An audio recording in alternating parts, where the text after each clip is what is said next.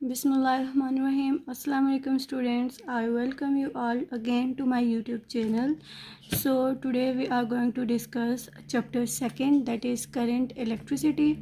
और current electricity के मैंने MCQs और रेजिस्टेंस का टॉपिक पहले कवर करवा दिया था। आज हम लोग इसका स्टार्ट में बिल्कुल जो फर्स्ट टॉपिक है दैट इज़ स्टेडी करंट, आज हम इसको कवर करेंगे और इसके साथ साथ ओहम्स लॉ को और ड्रिफ्ट वेलोसिटी एक्सेट्रा, लाइक जो फर्स्ट 3 to 4 टॉपिक्स हैं इस चैप्टर के, वो इस वीडियो में आज हम लोग पढ़ेंगे। सही है, तो सबसे पहले हम लोग स्टार्ट करते हैं करंट इलेक्ट्रिसिटी से। ठीक है, कि करंट इलेक्ट्रिसिटी का मतलब क्या होता है। ठीक है, तो current electricity is the study of charges in motion. ठीक है, सबसे पहले तो आप लोगों को ये पता होना चाहिए कि करंट क्या होता है। ठीक है, तो करंट हम लोग क्या बोलते हैं, फ्लो ऑफ इलेक्ट्रॉन्स को हम क्या बोल रहे होते हैं, करंट। ठीक है, तो करंट इलेक्ट्रिसिटी ये ब्रांच होती है फिज़िक्स की। ठीक है, और इस चैप्टर के अंदर हम लोग क्या पढ़ने जा रहे हैं, स्टडी ऑफ चार्जेस करने जा रहे हैं इन मोशन। ठीक है, बाकी लिखा कि इस यूनिट के अंदर हम क्या क्या एक्सप्लोर करेंगे, electric current, flow of electric charges metallic conductor के अंदर, इंसुलेटर के अंदर या किसी भी दूसरी चार्ज बॉडी या अनचार्ज बॉडी के अंदर। ठीक है, फिर सिंपल इलेक्ट्रिकल सर्किट्स को हम पढ़ेंगे, ओहम्स लॉ वगैरह, ये सारा कुछ मैंने आप लोगों को स्टार्ट में बता दिया जो हम आज इसमें पढ़ने जा रहे हैं। सही हो गया। Okay, now let's start from steady current. What is steady current. ठीक है, the continuous flow of free electrons is called steady current. जो कॉन्टीन्यूस फ्लो होता है इलेक्ट्रॉन्स का, उसको करंट क्या होता है, करंट फ्लो ऑफ इलेक्ट्रॉन्स होता है ना। तो स्टेडी का क्या मतलब हो जाएगा कि कॉन्टीन्यूस फ्लो। ठीक है, जब सिर्फ फ्लो ऑफ फ्री इलेक्ट्रॉन्स होगा तो then we called it as current, और जब स्टेडी करंट है तो इसका क्या मतलब है कि continuous flow of free electrons. Okay, और फ्री या फिर continuous flow of charges. The flow of electronic current can be easily explained bye figure. अच्छा, ये वाली फिगर को आप लोग साथ साथ देखते जाएं जिसमें हम लोग क्या पढ़ेंगे, फ्लो ऑफ इलेक्ट्रॉनिक करंट। ठीक है, कि किस तरह करंट फ्लो करता है। The conductor has a large number of free electrons when electric field और वोल्टेज इज अप्लाइड। जब हम लोग किसी भी कंडक्टर को, ठीक है, क्या उसके अंदर क्या होता है, किसी भी कंडक्टर के अंदर बहुत ज़्यादा फ्री इलेक्ट्रॉन्स होते हैं। ठीक है, तो जब हम लोग उस कंडक्टर को इलेक्ट्रिक फील्ड या फिर वोल्टेज प्रोवाइड करेंगे तो उस वक्त क्या हो रहा है कि उसके अंदर जो फ्री इलेक्ट्रॉन्स होते हैं वो क्या करते हैं, मूव करना स्टार्ट कर देते हैं। ठीक है, the free electrons being negatively charge they will start moving. ठीक है, तो इलेक्ट्रॉन्स क्या करेंगे, ये चार्जेस जो हैं वो क्या करेंगे, मूवमेंट स्टार्ट कर देंगे, और इस मूवमेंट को हम क्या बोलते हैं कि अब करंट प्रोड्यूस हो रहा है, अब करंट जनरेट हो रहा है। क्यों, क्योंकि इलेक्ट्रॉन्स आर मूविंग। अच्छा, अब हमें पता है कि इलेक्ट्रॉन्स क्या होते हैं, they are negatively charge particle, तो उसकी मूवमेंट क्या होगी, ऑब्वियसली उनकी मूवमेंट जो होगी वो टुवर्ड्स पॉजिटिव पोल होगी। ठीक है, तो हम क्या बोलेंगे कि जब इलेक्ट्रॉन्स फ्लो करते हैं तो वो पॉजिटिव टर्मिनल ऑफ कंडक्टर की तरफ मूव कर रहे होते हैं। सही हो गया, और इस इलेक्ट्रॉन्स के इस फ्लो को, इलेक्ट्रॉन्स की इस मोशन को हम बोल रहे होते हैं इलेक्ट्रॉनिक करंट या इलेक्ट्रिक करंट। ओके, इस लाइन को अब दोबारा देखें, the conductor has a large number of free electrons when electric field और voltage is applied then free electrons being negatively charge they will start moving towards the positive terminal around the circuit.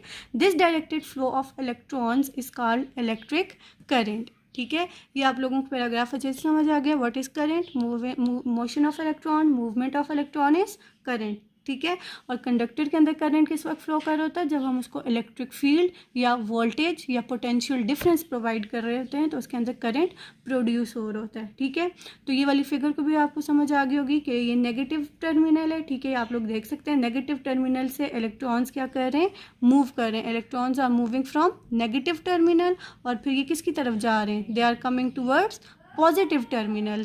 तो इसको हम क्या बोल रहे होते हैं कि करंट इज़ जनरेटिंग या करंट इज़ प्रोड्यूसिंग। अच्छा जी, हम लोग यहाँ पे हम लोग देख लेते हैं कि जो इलेक्ट्रिक करंट होता है इसके कुछ जो हैं वो करैक्टरिस्टिक्स होते हैं। ठीक है, कुछ इसके मेन पॉइंट्स होते हैं किसके, इलेक्ट्रॉनिक करंट के, इलेक्ट्रिक करंट के। तो वो पॉइंट्स हम लोग देख लेते हैं। जो सबसे पहला पॉइंट है वो ये है कि इसकी एक्चुअल डायरेक्शन जो होती है करंट की वो क्या होती है, from negative terminal to the positive terminal. ठीक है ना। जो इलेक्ट्रॉनिक करंट या जो इलेक्ट्रिक करंट फ्लो कर रहा होता है ये from negative terminal to positive terminal जो है वो फ्लो कर रहा होता है, ठीक है।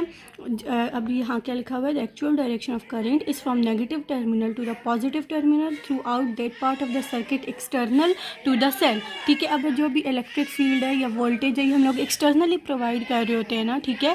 तो जब एक्सटर्नली हम इलेक्ट्रिक फील्ड प्रोवाइड करेंगे तो जो इलेक्ट्रिक करंट है ये नेगेटिव टर्मिनल से पॉजिटिव टर्मिनल की तरफ फ्लो करेगा।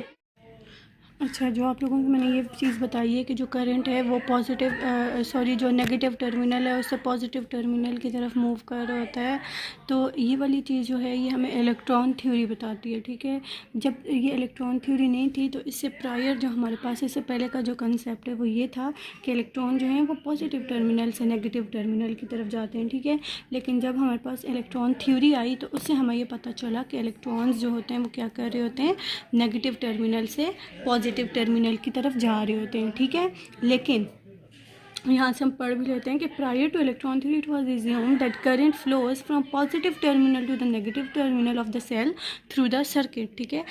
इलेक्ट्रॉन थ्योरी से पहले ये समझा जाता था कि जो करंट है वो पॉजिटिव से नेगेटिव जो है वो टर्मिनल की तरफ फ्लो कर रहा होता है। लेकिन अब वो वाली बात भी गलत नहीं थी। अब वो वाला करंट को ऐसा करंट जो पॉजिटिव टर्मिनल से नेगेटिव टर्मिनल की तरफ जाता है उसको हम लोग कन्वेंशनल करंट बोल देते हैं, ठीक है। क्या होता है उस वो वाले करंट को हम कन्वेंशनल करंट बोल रहे होते हैं, और वो वाला करंट जो नेगेटिव टर्मिनल से पॉजिटिव टर्मिनल की तरफ आएगा उसको हम बोल देते हैं इलेक्ट्रिक करंट, ठीक है। और दो तरह की मतलब इस तरह करंट की हमारे पास कितनी टाइप्स बन गई, 2 टाइप्स बन गई। एक कन्वेंशनल करंट जिसकी डायरेक्शन होती है from positive terminal to the negative terminal, और एक हमारे पास इलेक्ट्रिक करंट होता है जिसकी डायरेक्शन होती है from negative terminal to the positive terminal, ठीक हो गया। तो ज़्यादातर हमारे पास MCQs में अगर मेंशन ना हो कि ये इलेक्ट्रिक करंट है, कन्वेंशनल करंट है, सिर्फ करंट लिखा हुआ तो हर केस में हम लोग इलेक्ट्रिक करंट ही लेंगे, ठीक है, जब तक मेंशन ना हो कि ये कन्वेंशनल है। अगर साथ मेंशन है कि वो कन्वेंशनल करंट है फिर हम उसको कन्वेंशनल लेंगे, अदरवाइज सिर्फ करंट लिखा हुआ तो हम उसका इलेक्ट्रिक करंट ही कंसिडर करेंगे। सही हो गया। अच्छा जी, वो वाली बात आपको समझ आ गई, ठीक है, कन्वेंशनल और इलेक्ट्रॉनिक करंट वाली। अब हम लोग दूसरा पॉइंट इसका देख लेते हैं, ठीक है, जो एक करेक्टरिस्टिक है करंट का दूसरा वो हम देख लेते हैं। तो दूसरा करेक्टरिस्टिक ये है कि दो substances which have larger number of free electrons will permit current flow easily. अब वो वाले सब्सटेंसेस जिसके अंदर नंबर ऑफ फ्री इलेक्ट्रॉन्स जो होते हैं वो ज़्यादा होते हैं, तो वो वाले सब्सटेंस क्या करते हैं कि करंट के फ्लो को ईजीली वो परमिट कर रहे होते हैं, करंट के फ्लो को, ठीक है, करंट उनके अंदर जल्दी फ्लो होता है। कौन से सब्सटेंसेस के अंदर, कौन से मटेरियल्स के अंदर, जिनके अंदर फ्री इलेक्ट्रॉन्स ज़्यादा होते हैं। अच्छा, अब आप लोगों को तो पता चल ही गया होगा कि वो कौन से सब्सटेंसेस होते हैं जिसके अंदर नंबर ऑफ फ्री इलेक्ट्रॉन ज़्यादा होते हैं। ज़रा गेस करें आप लोग जी। तो वो होते हैं कंडक्टर्स, ओके। वो वाले सब्सटेंसेस जिनके अंदर फ्री इलेक्ट्रॉन्स बहुत ज़्यादा होते हैं और जिनके अंदर करंट फ्लो इजीली हो रहा होता है, वो वाले सब्सटेंसेस होते हैं, दे आर कॉल्ड कंडक्टर्स। और कंडक्टर्स के एग्जांपल्स क्या हो जाती हैं, copper, zinc, silver, aluminium, these all are the examples of conductors, okay. So क्या है कि हम कह रहे हैं कंडक्टर्स के अंदर नंबर ऑफ फ्री इलेक्ट्रॉन ज़्यादा होते हैं जिसकी वजह से करंट जो है उसकी परमिशन इजीली हो जाती है, ठीक है। अब डिफरेंट जो करंट कैरिंग मटेरियल्स होते हैं तो उनके वो different current carrying material the charges on the moving particles वो पॉजिटिव भी हो सकते हैं, नेगेटिव भी हो सकते हैं। अच्छा, अब डिफरेंट मटेरियल्स के अंदर जो मूविंग चार्जेस होते हैं वो भी डिफरेंट होते हैं, ठीक है। ये हमेशा मतलब पॉसिबल नहीं है कि हर मटेरियल के अंदर इलेक्ट्रॉन्स ही फ्लो करेंगे, ठीक है। कुछ ऐसे मटेरियल्स होते हैं जिनके अंदर positive charge for example proton flow कर रहा होता है, ठीक है। तो इस वजह से हम लोग करंट ये नहीं बोल सकते कि flow of electrons is called current, ठीक है। हम ये बोलेंगे कि flow of charges is called current, ठीक है। चार्ज हमारे पास कोई भी हो, वो पॉजिटिव हो या वो नेगेटिव हो। अब देखिए यहाँ पे क्या लिखा है, in different current carrying materials the charges on the moving particles they may be positive और मे बी नेगेटिव, ठीक है। तो ये आप लोगों ने याद रखना है कि करंट कैरिंग मटेरियल के अंदर चार्जेस जो हैं वो बस मूव कर रहे हो तो करंट प्रोड्यूस हो जाएगा। अब वो मूविंग चार्जेस पॉजिटिव भी हो सकते हैं, नेगेटिव भी हो सकते हैं, ठीक है। In metals the moving charges are always electrons negative charge, लेकिन मेटल्स के अंदर स्पेसिफिकली क्या हो रहा होता है कि इलेक्ट्रॉन्स ही फ्लो कर रहे होते हैं। मेटल्स के अंदर, कंडक्टर्स के अंदर, ठीक है, ये सारी इनके अंदर नेगेटिव पार्टिकल्स फॉर एग्जाम्पल जिनको हम इलेक्ट्रॉन्स बोलते हैं वही फ्लो कर रहे होते हैं, ठीक है। इनके अंदर इलेक्ट्रॉन जो प्रोटॉन हैं वो फ्लो नहीं कर रहे होते, जबकि जो गैसेस होती हैं उनके अंदर मूविंग चार्जेस क्या हो रहे होते हैं, आयंस होते हैं। ठीक है, इसी वजह से हम करंट को किस तरह डिफाइन करेंगे, दैट एक क्रॉस सेक्शन एरिया के अंदर the net charge flowing to the area per unit time. एक एरिया के अंदर करंट को हम कैसे डिफाइन करते हैं कि कितना नेट चार्ज उस एरिया से फ्लो हो रहा है पर यूनिट टाइम। तो मैंने आपको पिछली वाली वीडियो में बताया था कि फिज़िक्स के अंदर हम लोग फार्मूलाज कैसे ड्राइव करते हैं, फ्रॉम डिफिनीशन। ठीक है, तो अब यहाँ पे डिफिनीशन क्या लिखी हुई है, net charge flowing through area per unit time. तो मतलब फार्मूला करंट का क्या हो गया, net charge is Q divided by per unit time T. तो I is equal to Q by T. अब यूनिट हम कहाँ से बनाते हैं, यूनिट हम बनाते हैं फार्मूला से। फार्मूला किससे बनाते हैं, डिफिनीशन से। सर आपको इजी हो जाएगा याद करना। ठीक है, तो इसकी हम बना लेते हैं, यूनिट बना लेते हैं। तो चार्ज की क्या यूनिट होती है, कूलम। टाइम की क्या होती है, सेकंड। तो करंट किसकी इक्वल हो गया, कूलम पर सेकंड। और एसआई यूनिट करंट की क्या होती है, एम्पियर। ठीक है, तो 1 एम्पियर किसकी इक्वल हो जाएगा, कूलम पर सेकंड। ठीक हो गया। तो इस बार ये नीचे लिखा हुआ है इन्होंने कि 1 मिली एम्पियर, तो वो ये प्रीफिक्सेस याद की थी कि आप लोगों को याद होंगी, तो पूछा अगर MCQs में आ जाता तो आपको आ जाएगा कि मिली एम्पियर है तो 10⁻³ एम्पियर, माइक्रो एम्पियर है तो 10⁻6 एम्पियर। ठीक है, उसके नीचे एक टिप इन्होंने लिखी हुई है, टिप ये है कि current is a scalar quantity as it does not flow vector law of addition.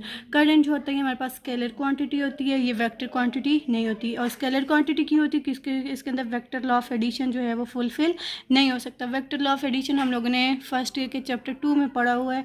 Vector law of addition क्या होता है, जिसके अंदर जो एक प्रॉपर डायरेक्शंस होती हैं, जिसको हम हेड टू टेल रूल के जो है वो इससे ऐड कर सकते हैं या कैंसिल वगैरह वो सब कुछ कर सकते हैं। तो करंट में वो वाली चीज़ नहीं होती। ठीक है, ये वेक्टर लॉ ऑफ एडिशन के वो फॉलो नहीं करता, इस वजह से current is a scalar quantity. ठीक है, तो नेक्स्ट टॉपिक ड्रिफ्ट वेलोसिटी है, उसको देखते हैं। अच्छा, ये भी मैंने आपको पीछे कंडक्टर्स और मेटल्स में बताई थी बात कि कंडक्टर के अंदर हमेशा जो मूविंग चार्जेस हैं वो क्या होते हैं, इलेक्ट्रॉन्स होते हैं। ठीक है, तो ड्रिफ्ट वेलोसिटी कंडक्टर के अंदर किसको हम कहते हैं। ठीक है, तो ये हम समझ लेते हैं ड्रिफ्ट वेलोसिटी क्या होती है। अब जाहिर सी बात है, एक कंडक्टर है। ठीक है, फॉर एग्जांपल आप लोग इन दोनों फिगर्स को देख लें, ये एक कंडक्टर है। ठीक है, इसके अंदर डिफरेंट फ्री इलेक्ट्रॉन्स हैं। ठीक है, और ये डिफरेंट रैंडम डायरेक्शंस में क्या कर रहे हैं, मूव कर रहे हैं। अब इनकी डायरेक्शन जो है वो एक स्पेसिफिक कोई भी अलाइंड डायरेक्शन नहीं है। अच्छा, ये मैं आप लोगों को वो वाला केस बता रही हूँ जब वो वाला कंडक्टर किसी भी एक्सटर्नल वोल्टेज या किसी भी इलेक्ट्रिक फील्ड के साथ अटैच नहीं है। ठीक है, जब वो अटैच हो जाएगा फिर तो उसकी डायरेक्शन स्पेसिफिक हो जाएगी। लेकिन अब हम ये वाला केस देख रहे हैं जिसमें वो किसी भी एक्सटर्नल सोर्स या वोल्टेज के साथ जो है वो अटैच नहीं है, वो वाला कंडक्टर। ठीक है, तो अब यहाँ पर ड्रिफ्ट वेलोसिटी हम किसको बोलेंगे, ड्रिफ्ट वेलोसिटी हम इसको बोलेंगे कि जितने भी जो रैंडम इलेक्ट्रॉन्स हैं जो प्रेजेंट हैं कंडक्टर के अंदर। अच्छा, तो उस इलेक्ट्रॉन्स के अंदर क्या हो रहा होता है कि उनके रैंडम मोशन के अंदर वो जो डिफरेंट इलेक्ट्रॉन्स हैं उनकी रैंडम मोशन की वजह से नेट वेलोसिटी जो है उनकी क्या हो जाती है, नेगेटिवली चार्ज इलेक्ट्रॉन्स की ज़ीरो हो जाती है। ठीक है, रैंडम मोशन के अंदर, क्योंकि जब भी रैंडम मोशन होगी ऑब्वियसली वेलोसिटी क्या होती है, वेलोसिटी वेक्टर क्वांटिटी होती है। तो जब एक इलेक्ट्रॉन इधर गया एक इधर गया तो ये नेट अपनी डायरेक्शंस को कैंसिल कर लेंगे और नेट वेलोसिटी क्या हो जाएगी, रैंडम मोशन के अंदर कंडक्टर में नेगेटिवली चार्ज इलेक्ट्रॉन्स की ज़ीरो हो जाएगी। ठीक हो गया। लेकिन अब हम वो वाला केस देखते हैं जब हम इसको किसी भी बैटरी या किसी भी एक्सटर्नल पोटेंशियल डिफरेंस के साथ अटैच करते हैं कंडक्टर को, तो फिर क्या केस होता है। तो जब हम पोटेंशियल डिफरेंस अप्लाई करते हैं कंडक्टर्स के एंड को तो एक इलेक्ट्रिक फील्ड सेटअप हो जाती है कंडक्टर के अंदर। ठीक है, और वो वाली इलेक्ट्रिक फील्ड क्या करती है, उन इलेक्ट्रॉन्स को कंपेल करती है कि वो क्या करें, एक स्पेसिफिक डायरेक्शन के अंदर फ़्लो करें। अब जब वो एक स्पेसिफिक डायरेक्शन के अंदर फ़्लो करेंगे तो उनकी नेट वेलोसिटी ज़ीरो नहीं होगी, बल्कि उनके पास एक अमाउंट होगी नेट वेलोसिटी के अंदर, एक नेट वेलोसिटी की उनके अंदर एक अमाउंट होगी। ठीक है, तो वो वाली वेलोसिटी जो इन इलेक्ट्रॉन्स को एक सर्टेन डायरेक्शन में मूव करवाती है, जब हम उस कंडक्टर को किसी पोटेंशियल डिफरेंस या किसी एक्सटर्नल बैटरी के साथ कनेक्ट करें, उस वक्त वो वाली वेलोसिटी जो उन इलेक्ट्रॉन्स को एक सर्टेन डायरेक्शन में मूव करवाती है, उस वेलोसिटी को हम ड्रिफ्ट वेलोसिटी बोलते हैं। होप सो आपको ड्रिफ्ट वेलोसिटी का कंसेप्ट बहुत अच्छे से समझ आ गया होगा कि जब हम किसी कंडक्टर को पोटेंशियल डिफरेंस या वोल्टेज अप्लाई करते हैं और वो वाली वोल्टेज अप्लाई करने से जब उसके अंदर इलेक्ट्रॉन्स एक सर्टेन डायरेक्शन में मूव करने लग जाएं जो कि पहले रैंडमली मूव कर रहे थे, तो वो वाली वेलोसिटी, वो वाली नेट वेलोसिटी जो उनको एक सर्टेन डायरेक्शन में मूव करने में हेल्प करती है, उस वेलोसिटी को हम ड्रिफ्ट वेलोसिटी बोलते हैं, ठीक है। The net velocity with which free electrons get drifted in a conductor under the influence of electric field is called drift velocity, ठीक हो गया। अब इसकी वैल्यू देख लेते हैं। इसकी वैल्यू जो है वो 10⁻³ मीटर पर सेकेंड होती है ड्रिफ्ट वेलोसिटी के कंडक्टर के अंदर, ठीक है।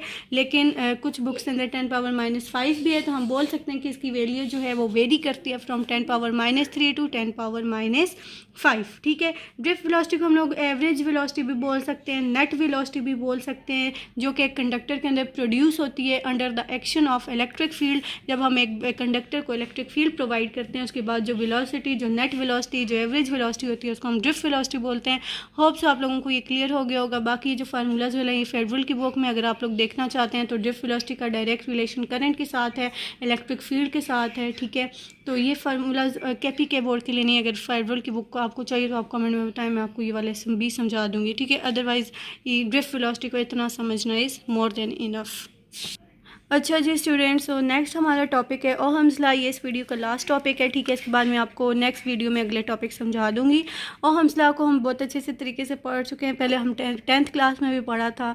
तो ये वही वाली सबसे पहले इसकी इंट्रोडक्शन की बातें हैं कि ये एक German scientist George Simon ohm ने प्रेजेंट किया था 1926। और ओहम्स लॉ हमें 3 फंडामेंटल इलेक्ट्रिकल क्वान्टिटीज़ के रिलेशन बताता है। वो 3 फंडामेंटल इलेक्ट्रिकल क्वान्टिटीज़ कौन सी हैं? वोल्टेज, करंट एंड रेजिस्टेंस, ठीक है। तो अब स्टेटमेंट इसके हम ला के हम देख लेते हैं कि द मैग्नीट्यूड ऑफ करंट जो मैंने अभी आपको पीछे बहुत अच्छे से समझा दिया कि क्या होता है, तो उसका जो मैग्नीट्यूड है, किसी भी कंडक्टर के अंदर कितना करंट फ्लो करता है, वो प्रोपोर्शनल है किसके? वो directly proportional to the applied voltage as long as the temperature of the conductor is kept constant. जब टेम्परेचर हम कंडक्टर का कॉन्स्टेंट रखेंगे, उस वक्त जो करंट प्रोड्यूस होगा कंडक्टर के अंदर वो डायरेक्टली प्रोपोर्शन है टू द वोल्टेज, ठीक है। जब तक क्या चीज़ हमने कांस्टेंट रखनी है? टेम्परेचर। ये एमसीक्यूज़ के लिए याद रखना है। अच्छा, वही वाला रिलेशन हम लोग इधर मैथमेटिकल फॉर्म में देख लेते हैं। यहाँ पे करंट क्या है? डायरेक्टली प्रोपोर्शन है टू द वोल्टेज और इन्वर्सली प्रोपोर्शन है टू द रेजिस्टेंस, ठीक हो गया। तो यहाँ से I is equal to V/R, तो टोटली क्या बन जाएगा? V is equal to IR। यहाँ पे रेजिस्टेंस जो होती है वो कांस्टेंट होती है, ठीक है। और इस रेजिस्टेंस को हम क्या बोलते हैं? कि resistance of the conducting material, ठीक है। अच्छा, ये जो रेजिस्टेंस होती है किस पे डिपेंड करती है? रेजिस्टेंस डिपेंड करती है नेचर पे, डायमेंशन पे और फिज़िकल स्टेट पे कंडक्टर की। अच्छा, हमने पीछे जो ओहम्स लॉ की स्टेटमेंट पढ़ी है उसी से हम लोग इसका मैथमेटिकल रिलेशन भी ड्राइव कर सकते हैं कि करंट जो है वो डायरेक्टली प्रोपोर्शन है किसके? वोल्टेज के, ठीक है। तो अब हम लोग क्या करते हैं? प्रोपोर्शनलिटी का साइन जब हम रिमूव करते हैं इक्वलिटी के साइन में, तो हम एक कांस्टेंट लगाते हैं। तो ओहम्स लॉ के केस में वो वाला कांस्टेंट क्या होता है? आर होता है। और आर क्या चीज़ है? R is resistance of the conducting material, ठीक है। हमने क्या किया? ये आपने कभी भी इस फार्मूले से ये चीज़ नहीं सोचनी कि जो करंट है वो इन्वर्सली प्रोपोर्शनल है रेजिस्टेंस के। नहीं, जो रेजिस्टेंस है ये डिपेंड नहीं करती ना करंट पे ना वोल्टेज पे, ठीक है। ये हमारे ना पोटेंशियल डिफरेंस पे। रेजिस्टेंस यहाँ पे क्या है? एक कांस्टेंट है जो हमने प्रोपोर्शनलिटी का साइन रिमूव करने पे इक्वलिटी का साइन लाया यहाँ पे, इस वजह से हमने ये कांस्टेंट ऐड किया जो कि रेजिस्टेंस है, ठीक है। R is constant which is known as resistance of conducting material. अच्छा, ये रेजिस्टेंस अगर करंट और पोटेंशियल डिफरेंस पर नहीं डिपेंड करती तो ये किस चीज़ पर डिपेंड करती है? ये डिपेंड कर रही होती है नेचर पे, डायमेंशन पे और physical state of the conductor, ठीक है। नेचर पे इस तरह के वो कंडक्टर है या इंसुलेटर है या सेमी कंडक्टर, क्या चीज़ है, ठीक है। इसके अलावा उसकी डायमेंशन पे और उसकी फिजिकल स्टेट पे कि वो किस स्टेट में एग्जिस्ट कर रहे हैं, ठीक है। सॉलिड है, लिक्विड है, जो भी whatever. For a conductor that obeys Ohm's law, a graph of current as a function of voltage is a straight line. अच्छा, अब जितनी भी ओहमिक डिवाइसेज होती हैं, ठीक है, जो ओहम्स लॉ को ओबे करती हैं उनको हम ओहमिक डिवाइसेज बोलते हैं, ठीक है। और उन ओहमिक डिवाइसेस का जो ग्राफ होता है, उनका जो करंट वोल्टेज का ग्राफ है वो हमेशा स्ट्रेट लाइन होगा। और पहली बात क्या, उसके 2 कंडीशन हैं। एक ये कि वो हमेशा क्या होगा? स्ट्रेट लाइन होगा। और दूसरा वो क्या होगा? ओरिजिन से हमेशा स्टार्ट हो रहा होगा, ठीक है। और इसके स्लोप को हम किसकी को ले रहे होते हैं? tan थीटा की को ले रहे होते हैं, ठीक है। किसका ग्राफ? वोल्टेज एंड करंट का। यहाँ पे आर क्या होती है? कांस्टेंट होती है, इसी वजह से स्लोप इसका कांस्टेंट है। ओहमिक डिवाइसेस का स्लोप कांस्टेंट होता है। और जितने भी कंडक्टिंग मटेरियल्स हैं उनके लिए ओहम्स लॉ जो है वो वैलिड नहीं है, ठीक है। दोज मटेरियल्स फॉर विच, जिसके वो वाले मटेरियल्स जिनके लिए I करंट और V पोटेंशियल डिफरेंस का ग्राफ स्ट्रेट लाइन नहीं है, कर्व है, तो वो वाली डिवाइसेस नॉन ओहमिक होती हैं, और जिसके लिए करंट और पोटेंशियल डिफरेंस का जो ग्राफ है वो स्ट्रेट लाइन है, तो वो ओहमिक डिवाइसेस हैं। ठीक है, नॉन ओहमिक डिवाइसेस कैसे कौन सी हैं? फॉर एग्जांपल हमारे पास आ जाते हैं filament bulb, electric bulb, thermistor, semiconductor, diodes हो गए, ट्रांजिस्टर्स। ये सारी नॉन ओहमिक डिवाइसेस हैं। क्यों? क्योंकि इनका जो ग्राफ है वो कर्व होता है, वो स्ट्रेट लाइन नहीं होता। ठीक है, चलिए हम इसका ग्राफ देख लेते हैं।